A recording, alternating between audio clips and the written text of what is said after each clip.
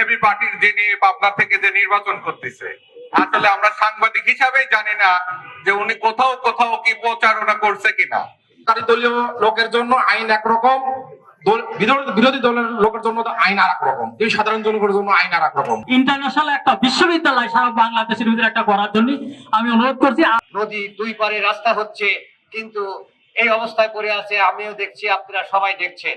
আমরা যদি দলীয় দৃষ্টিকোণ থেকে এই আইনের উপর কোনো হস্তক্ষেপ করতাম, তাহলে মরহুম আমিনুর রশিদ রাজা হাজির জেলখানা যাওয়ার কথা নয়।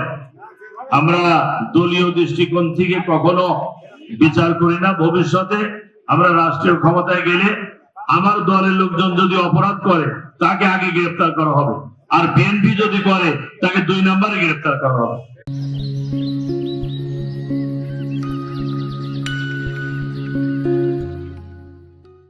এই দেশ স্বাধীন হতে চলেছে 54 বছর।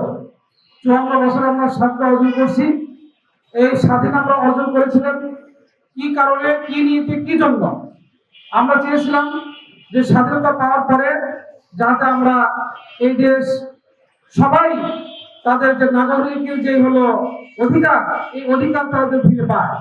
আমরা জেলাকে মাদক মুক্ত করার জন্য সবচেয়ে বেশি সক্রিয় অ্যাকশন, যেটা অ্যাকশন করার জন্য, বক্তব্য না, এটা প্রতিরোধ করার জন্য, এটা আমার পাবনা জেলার দাওয়ার জন্য আমি এখানে বলেছি যে মাদকের অবাধ এই বিচরণ আমাদের যুব সমাজকে মারাত্মক হুমকির মুখে ফেলেছে।